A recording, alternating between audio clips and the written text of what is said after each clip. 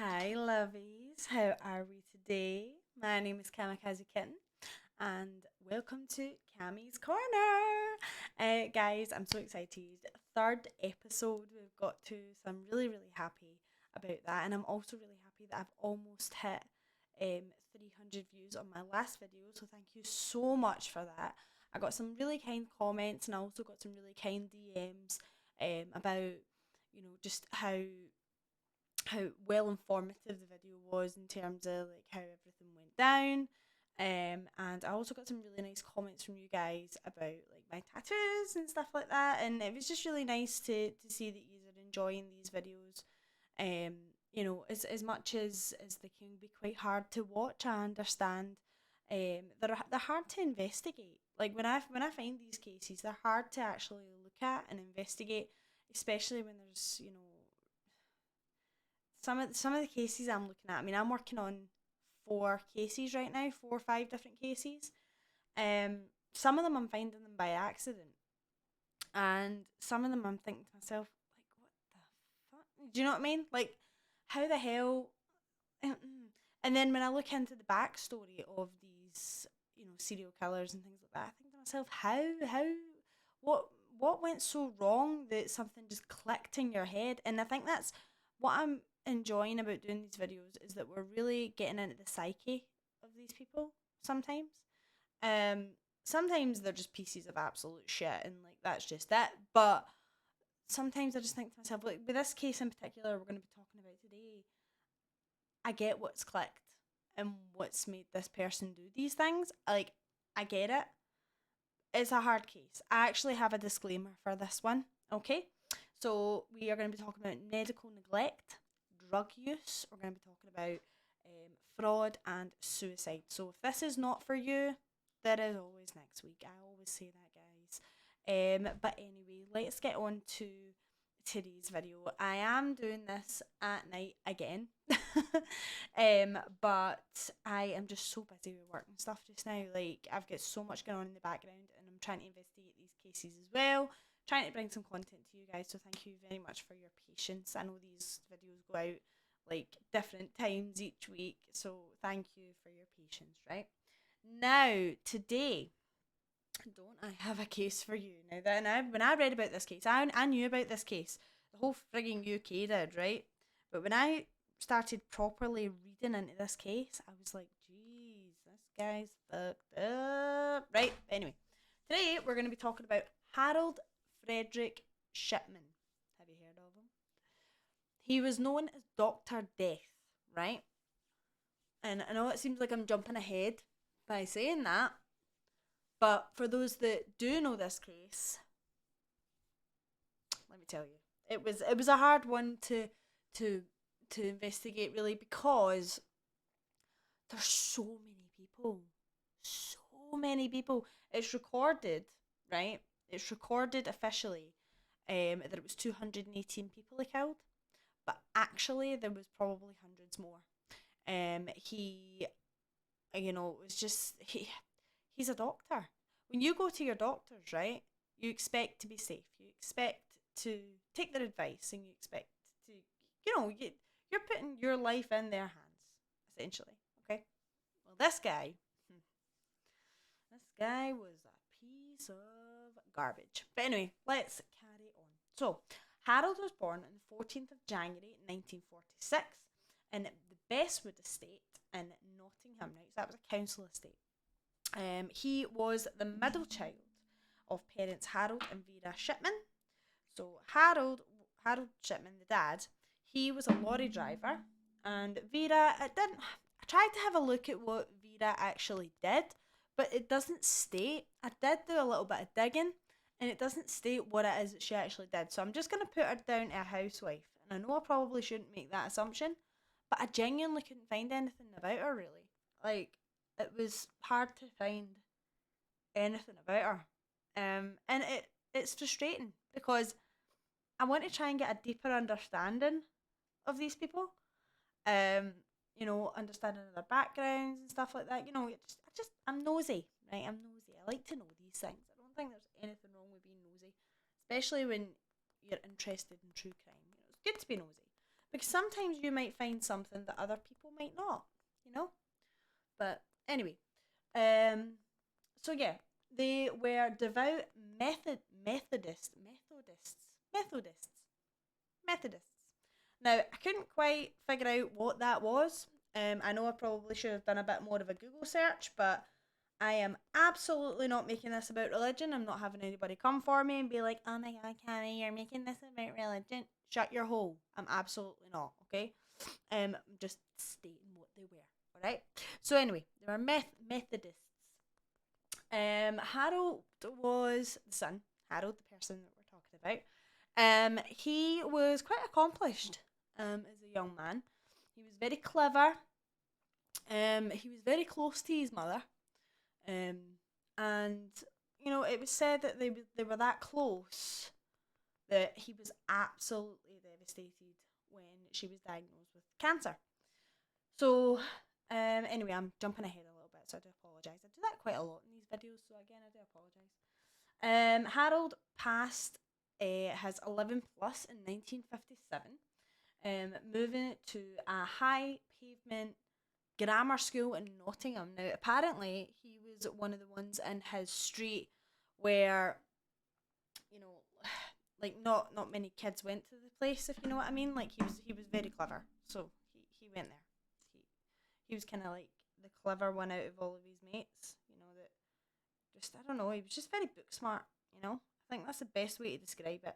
He was academically, I don't fucking know, right? I think I'm trying to use big words when I'm not needed to use big words, but he was smart, okay? He was smart. He left that school in 1964, and like I say, he was very close to his mother. But when he was 17, his mother unfortunately passed away, and it was lung cancer she passed away from. And he witnessed the doctors coming in on like her final days, because she was in so much pain. What the doctors used to do was used to inject you with morphine. Again, it was to make sure that you were as comfortable as possible, you know, as you're coming to the final days of your life. I suppose that's the most respectful way that I can put that, right? But Harold did witness this. He, after she passed, he decided he took an interest in medicine, and he enrolled into college, went to university. I believe, let me just double check my notes, because this is the thing, right? He went to uni and stuff, right? But I believe that it was Leeds. Yeah, it was Leeds University and the Leeds School of Medicine. So, you know, he took inspiration from the doctor that was treating his mum, and he decided to get into medicine. And you're thinking, you know, good for you. You're taking some inspiration. Not in this case. Not in this case, my dear. Anyway, so yeah, he goes to Leeds University, Leeds Medical School. Clever little chappy, goes ahead and does that. Now, in 1975, Harold was caught within his first position. He worked as a GP, and he was caught within his first position, first time, you know, being in. He was only there like a year, and his surgery had a load of morphine, like all different kinds of drugs missing, right? Now, the drugs that were actually missing, most of all, was called pethidine. Pethidine, yes, pethidine. That's the word. And he was actually using it for his own use. Now, apparently, the reason why he was, you know, using them and addicted to them was because of his college days. That's what he says. So what he would do is he would take patients' names and he would forge the prescriptions, and he would obviously go put them in. And because back in the day, doctors made a lot of house calls, right? I know you still get house calls, but not as often. I mean, you can't even get a proper practice appointment these days, but that's another friggin' story, all right? But you know, back then you done a lot of house calls, right? So he would go pick up the prescription, act as if he was going to the house, and he would keep them for himself. Now, the surgery were noticing quite a lot of this medication going missing, and they were like, and they managed to suss it out. It right? So he was fined £600, and he was told that he had to go and get help for his drug abuse. So he was sent to York, sent to rehab, done his time in rehab, got clean. I don't believe he fully got clean, right? That's a side note, okay? I don't fully believe he got clean. But anyway, you know, I mean, I could be nasty here. Like, I probably don't think he did ever truly get fully clean, but you know, he might have, and I'm just not giving him the benefit of the doubt. But whatever. But yeah, after he came out of rehab, he actually went back to being a GP. Okay, he was allowed back to go ahead in general practice again, and this is where he became a doctor in Hyde, Manchester. And he was a community man. He done quite a lot of work within the community. His patients liked him. They liked how attentive he was. Cause sometimes it was said that he would go and visit them, like just randomly if they didn't have an appointment. He would visit them randomly just to check on them. If he knew that, say, they were ill a few days before, he would jump in, check on them, make sure they're all right. Which you think to yourself, that's a really nice thing to do, you know. But yeah, so he became a GP again after his little mishap with drugs. Drugs are bad, okay, right? They're bad.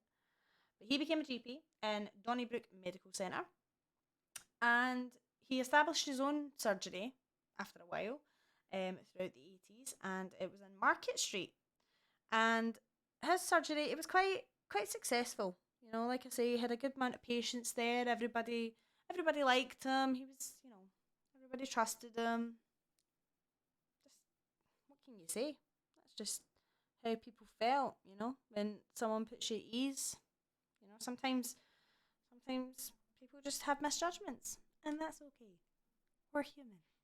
Anyway, he continued working as a GP throughout Hyde, and when he opened his new establishment, it was in 1993, my birthday. But he opened his establishment in 1993, and he was becoming a well-respected member of the community. He was interviewed for a documentary called World in Action, right, and that was in 1983. He talked about how to treat the mentally ill, and how he treated the mentally ill in his community, and everybody trusted him, and he feels that he was making progress, and la da da da, right? After a year after his convictions, the interview was then rebroadcasted. They were. I actually watched. Side note.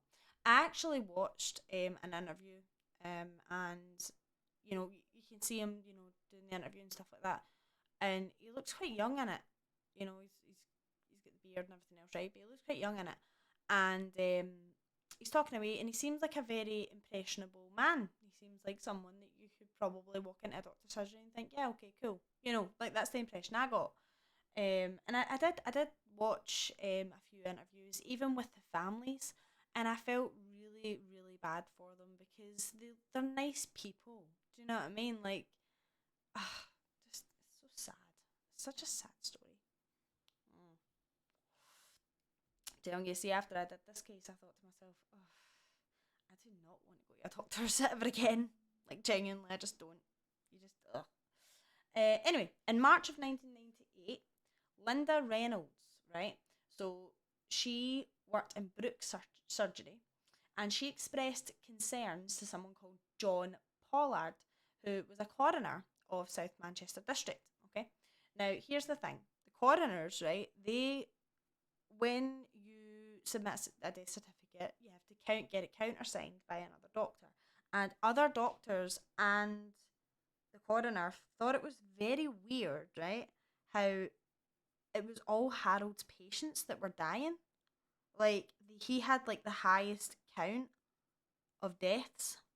And people did find it strange and suspicious, but nobody really done anything about it. And families reported to the police that something wasn't right. And the police didn't actually do anything about it either. I'm sorry, guys. I have something on my face and it's not coming off. Right, there we go. Sorry about that.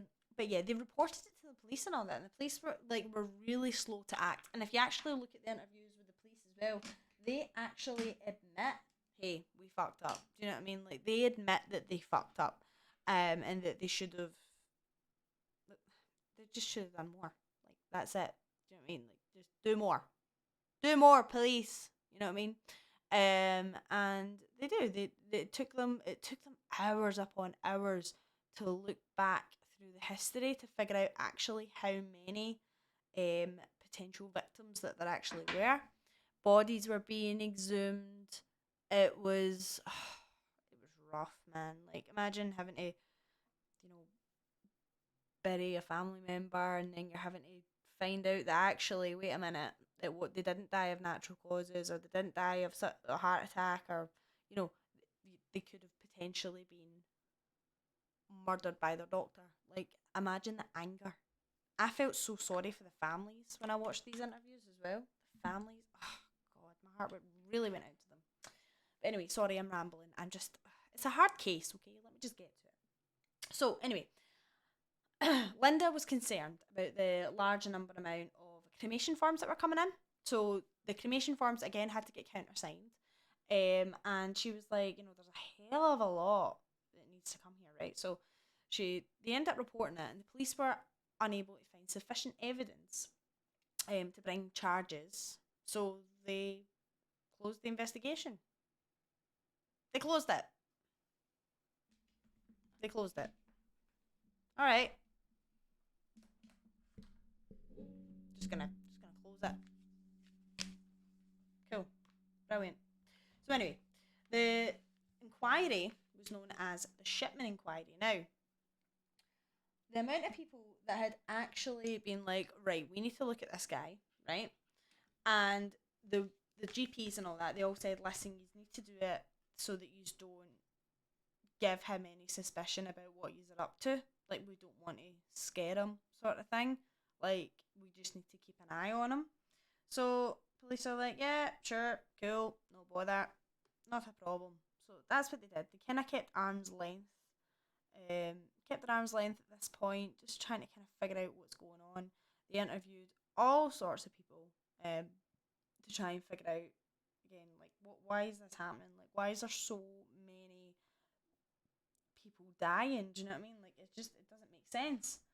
But anyway, so the police were unable to find, like I say, sufficient evidence. The report was then produced by the British government, and they went into the investigations now to actually investigate this guy. Now, I know I'm a bit all over the place with this one, right? Because the sources are like telling you different things, right? So according to the interviews that I watched, the police didn't even look at his criminal record. They didn't look at his general practice record, which would have told them that he had a drug abuse problem, that he had to go to rehab, and all this kind of stuff. Like, they didn't look at any of this. They just kind of, I don't even know what they were doing. Do you know that? I don't actually know what they were doing, but they didn't look at any of that. So, yeah, fuck knows what they were doing. I don't know. Let's sit with their thumbs up their arses. I don't fucking know. But anyway, so after the investigation had closed in 1998, right? This was the one that they closed because they had no evidence, not sufficient enough to charge him. Harold went on to kill 3 more people. Now, what did he kill them with, Cammy? You keep mentioning that he's killed people. What did he do? Well, what he would do is he would go into the patients' homes, and they would be relatively older females, mostly. Older females. The youngest victim was in her 40s, and they would be of good health, and he would write down on their death certificate it was natural causes. He was injecting them with a large dose of morphine, right? Really large dose of morphine. Now, again, a couple of my sources that I read, and a lot of people were saying it was diamorphine, which is a form of heroin, I believe. That's from what I've read. Okay? Don't come for me in the comments. Oh my god, Cammy, you don't know anything, right? But that's what I read, okay? But majority of the sources was that it was large doses of morphine. So instead of, say for example, he'd go in and go, right, you need a blood test, he would do the blood test, or take the blood or whatever he would do, but then inject them for the pain. Get a blood test. What? what you doing, son? What you doing? Anyway, so yeah, August of 1998, John Shaw, right, was a taxi driver, and he told the police that he suspected Harold of murdering 21 patients, right? And the reason why Shaw became suspicious was because he used to actually take his elderly customers to and from the hospital, right? And he noticed that they were obviously not getting in his taxi anymore, and then he was hearing from the other customers that actually they passed away. And see, when he was taking these customers to the hospital, they seemed chatty, they were in good health, they were in good spirits, so there was no major reason, for them to just suddenly pass away. So he instantly became suspicious as well. When he did talk to the police, and he did express his concerns to the police. But anyway, Harold's last victim, right? Her name was Kathleen Grundy, right? Now this lady is particularly interesting, and by the way, you're gonna love her daughter, right? You're gonna love her. Are you ready? So, Kathleen Grundy, who was she? She was a former mayor of Hyde, right? And she was found dead in her home on the 24th of August 1998. Not August, sorry. June. Tell a lie. June. Cammy, get it together. She passed away in June, okay? Now, Kathleen was very, very fond of Harold, right, as her GP. She was fond of him. She liked him. She didn't really have any concerns. And she was in good health as well. She kept herself nice and healthy as best she could. But he'd popped in, and from what I read again with the sources, blood test, right? And it's just everything was fine, and then all of a sudden she passed away. Okay. Now, here's where it gets interesting. So on her death certificate, so he turned around and he said that she'd passed away. I think it was of cardiac arrest or something, some form of a heart attack, right? But he'd put it down as natural causes, right? So your story's not making sense, Harold. Not making sense, buddy. But anyway, that's what I read. That's what I read source-wise, okay?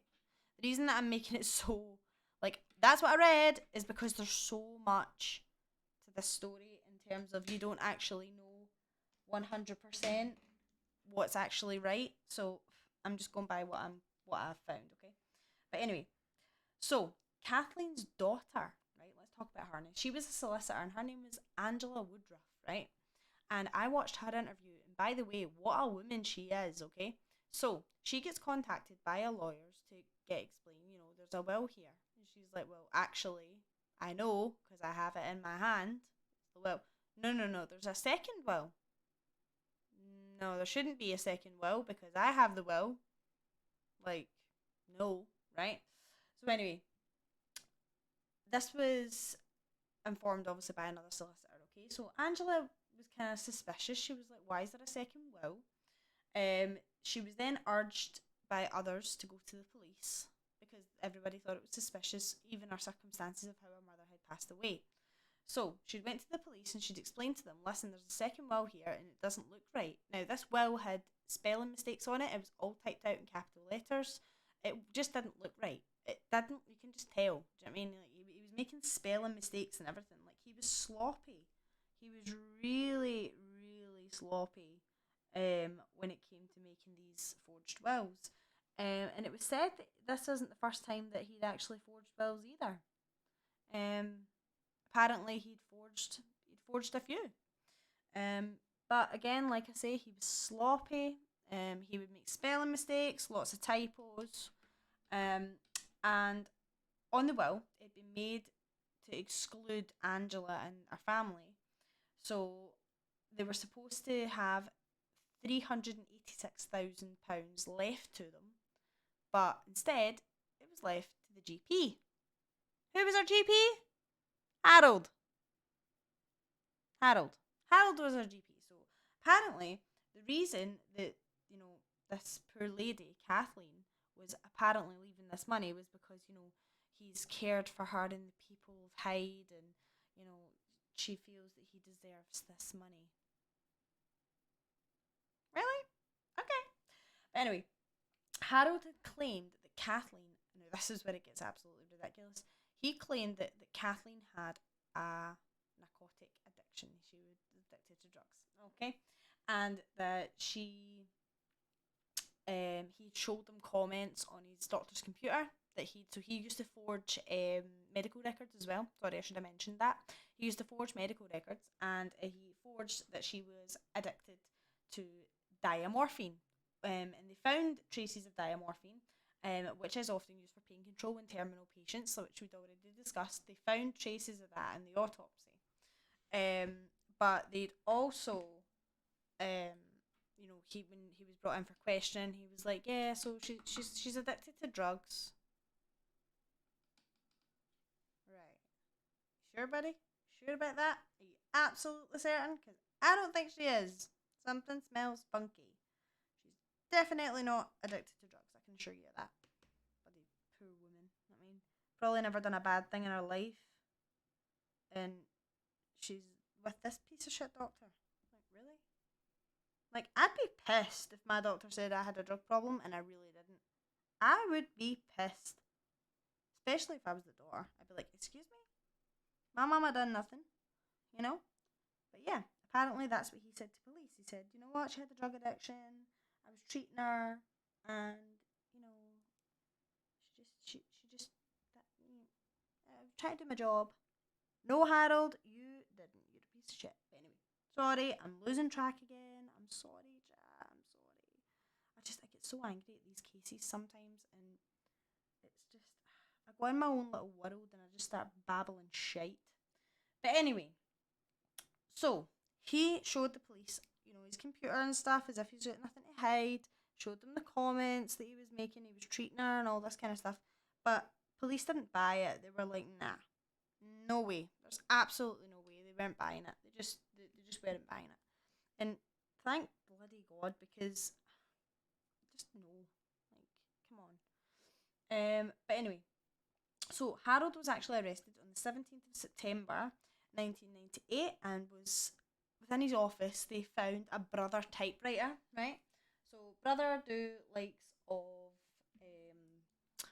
they do sewing machines and all that kind of stuff, right? Well, they also do typewriters, and they found the same typewriter, the paper. They found the lot that was used to forge these wills. There we go. It's right in front of them, right? So now, there was a couple of different theories of why he forged a will. A lot of people say that he either wanted to be caught because he didn't want to do this anymore. I've just messed up my liner. I'm so upset. Anyway, that he wanted to get caught and he didn't want to do it anymore. Okay, that's a theory, believe it or not. His life was completely out of control, and he just didn't know what he was doing. He was nuts, right? And the third theory was that he wanted to retire at 55 and then completely leave the country. That's the one that I believe, and that's the one that's more valid, I think. Especially because that's a lot of money. That was a lot of money. 386,000. That's money you and I will probably never see, right? That's a hell of a lot of money. So yeah, I believe that theory. I believe that he just wanted out of the country. He got greedy. He wanted money, and that's what he wanted to do. So the police started investigating the other deaths that Harold was involved in, potentially. The reason I say potentially is because at this point they're still investigating. So they managed to investigate 15 cases. 15! And they discovered a pattern of administering lethal doses of morphine, signing patients' death certificates, and falsifying the medical records of these patients. So Kathleen's record wasn't the only one that was forged. There was 15 other people. You know what I mean? All their medical records were forged. Their death certificate was forged. Honestly. He falsified the records by saying that the patient was in poor health, and then families were coming forward going, no, they absolutely weren't in poor health. They were in actually really good health for their ages. And one of the women was a dance teacher in her 70s. And there's actually a whole movie that was made of this woman. And she's doing a dancing lesson, and you can see that she's fit for her age. Like, good for you. Do you know what I mean? She's fucking going for it. And this was released on the news when they were doing the news report. And she's doing her dance. She's doing her thing. She looks great. She looks really healthy, and she's one of the victims. And I'm like, fucking hell, like, this poor woman, And she, honestly, like, guys, see if you go on YouTube and you find the police, the news report. You find the news report, and it is really dated, obviously, right? But you'll see it, and you can see that she's in good health. You can see that she's not ill in the slightest. Like, honestly, this guy really friggin' annoys me. He really does. But anyway, so let's start talking about his trial. So, Harold's trial began in the Preston Crown Court, on the 5th of October, 1999. 1999, right? That's when it started. And he was charged with 15 counts of murder of women by lethal injections of diamorphine and 1 count of forgery. 1 count of forgery, okay? But anyway, it didn't take the jury long to actually, like, when they were presenting all the evidence and stuff, it did not take them long to go ahead and give them the verdict. The Harold's legal representatives, right, they tried unsuccessfully to have the Grundy case separate from the rest of the cases. I don't know why they wanted to do that. I don't know what the motive was behind that, but they wanted Kathleen Grundy's case separate from the other 15. I don't know if it was to maybe try and give him a lesser sentence. I don't know if that's a thing. So please let me know if that is a thing. I don't know if it is. I'm not a friggin' lawyer. I don't really know what the motive was behind trying to keep the cases separate. It didn't make sense to me. Like, when I read that, I was like, alright, cool. But yeah, they were unsuccessful. They were actually unsuccessful in that. The judge was like, nope, we're doing this all today. All together. All today. Right now. On the 31st of January 2000, after 6 days of deliberation, the jury had found Harold guilty, okay, on 15 counts of murder, 1 count of forgery, and Harold was served with life imprisonment. And yeah, the judge was like, listen, dude, you're spending the rest of your life in jail. Like, the judge, you actually hear the judge's comments, and the judge is disgusted with him, like, he's saying to him, how you're supposed to help these people, you're a GP, and obviously it's just not happened, okay? So, Harold was then struck from the medical register about freaking time, and according to the health board, they had absolutely no idea what was happening in the GP. Even some of his patients, sorry, I should have mentioned this, some of his patients died in the surgery, and the health board didn't know anything about it. Like, really? Really? Like,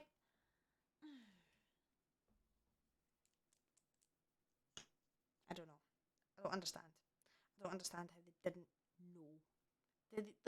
Did nobody contact the health board? Surely some of the families who were under suspicion or like of this dude would have contacted the health board. I don't believe that. See, when I heard that, I was like, no, don't believe you. Sorry, I really don't believe you. But anyway, but yeah, so Harold ended up becoming friends with a serial killer called Peter Muir. Now I'm going to read into him because I always find it interesting when other serial killers meet each other in prison and they start like getting friendly with each other, a bit like with Ian Brady and the teacup poisoner, that Graham dude who I'm also looking into. They guys kind of became friends over their Nazi shit. Well, this Peter dude, right? Now he murdered 4 men in 1995. Again, I'm looking into it, chat. Okay, I'm looking into it. But anyway, Harold completely denied his guilt, right? But get this, he's disputing the scientific evidence. Now, during autopsies, everything is looked at, okay? Everything that's in your body is at. And what was coming up was the diamorphine, the traces of diamorphine in the patient's bodies. So how can you dispute that? Like, do you think somebody else put it there, Harold? Really? Really? You think someone put it there? It was you, okay? Piece of shit. Fucking science, bitch, okay? You should know this, dude. Anyway, so, January of, hold on, 13th of January 2004, he was 57 when he died. Hung himself. That piece of shit hung himself, right? Hung himself in his cell with his bed sheets. He was found at back 8 in the morning. Apparently done it at 6 in the morning, found at back 8, right? Now, this really made the public happy, but also upset the public when he died. Like, majorly upset them, because they still had no answers as to why he did what he did. Like, they wanted to know why he did it. And nobody was getting answers from this guy, right? Nobody. I mean, even his own wife, right? Primrose. I know we didn't really talk about them, but him and Primrose ended up getting married because she fell pregnant, right? So back in the day, if you fell pregnant, you had to marry the dude, right? Like, that was it. There wasn't a case of jumping to a clinic. You had to marry the guy. So that was kind of what happened. And they ended up being together, obviously, for quite a long time. But she went through a stage where she did not believe anybody at all that he'd done any of these crimes. She was totally on his side and she supported him, right? But as more things were coming out, she started writing to Harold and she was like, listen, can you please just tell me, no matter what happens, please just tell me the truth. Like, the poor woman tried to get the truth out of him, but he was not budging. He didn't tell her anything. He just still denied, okay? And so a lot of the victims' families felt cheated with the suicide, because that means that they would never get the satisfaction of a confession or answers as to why he did it. It was just such a mess. Do you know what I mean? Such a mess. But anyway, in January of 2001, Chris Gregg, who was a senior West Yorkshire police detective, he was selected to lead the investigation into some of the deaths. And they had investigated 22 more deaths, and the Shipman inquiry was then submitted in July of 2002. I know I keep looking at my notes a lot, guys, but it's because I'm all over the place with this case, because there's so much to it. And I'm trying to obviously, like, size it down for this video. So I'm trying. Okay, I'm trying. But anyway. Aye. So in 2001, they led this investigation, found 22 more cases, and they had concluded that he'd actually, after all of going through, they went through hours and hours of records and, all the records. It wasn't like you just jump into a computer, right? They had boxes of medical records, and they would go through these, and they managed to equate 218 deaths. 218. 218. I could not believe it. See, when I looked at this, and I'm just like, 218, what the fuck? Like, actual mental. Like, it's mental. And those were patients between 1975 and 1998. That's a lot of freaking deaths. And most of the victims were elderly women. And a lot of them were elderly women who had money. Like, I swear, I hate this guy. I hate him so much. He's such a coward as well. See, when I watched the interviews and stuff, that he was given, and like when I was reading the news reports and I was watching all the videos and stuff, like he's just kind of standing there, and he's like, so have you got your picture? Have you got, he's saying to the news reporters, right, have you got your picture? And they're like, listen, have you not got anything you want to say? And he's like, no, you've got your picture. And then he goes back into his fucking house. Like, dude, like, who gives you the right to be so freaking arrogant? Like, ugh. He does. He makes me angry. He really makes me angry. But anyway, what happened to his wife Primrose? Let's see what happened. Well, she ended up getting a full NHS pension, right? So Harold was worried, right? He was worried that his wife wouldn't get anything. I'm really not a fan of this lipstick with this look, but we're just gonna go with it. Like, we're just gonna trust the progress. Trust the process.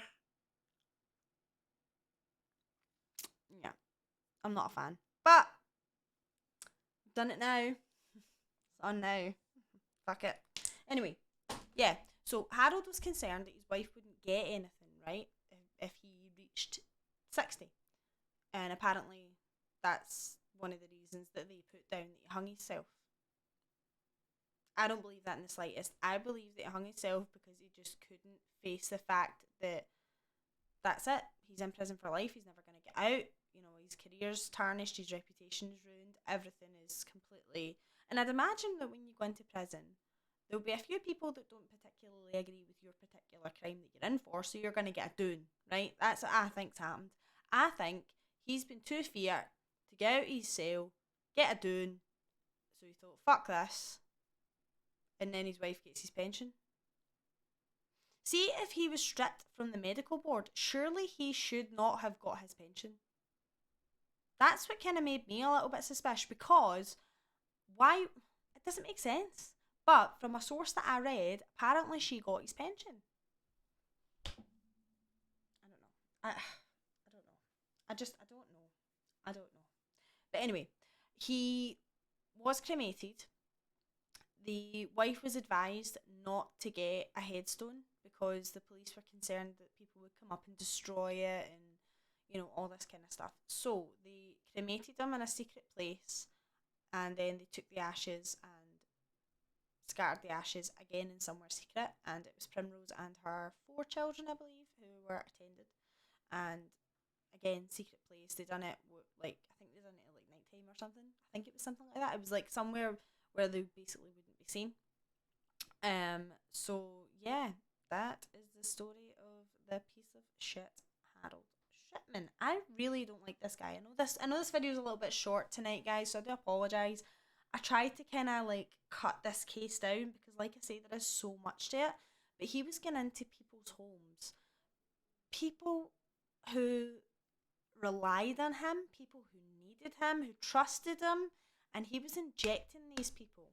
Now, here's my last little thoughts on the matter, right? Let me just do my setting spray, right, and then we'll do Cammie's thoughts, right? Sorry. Anyway.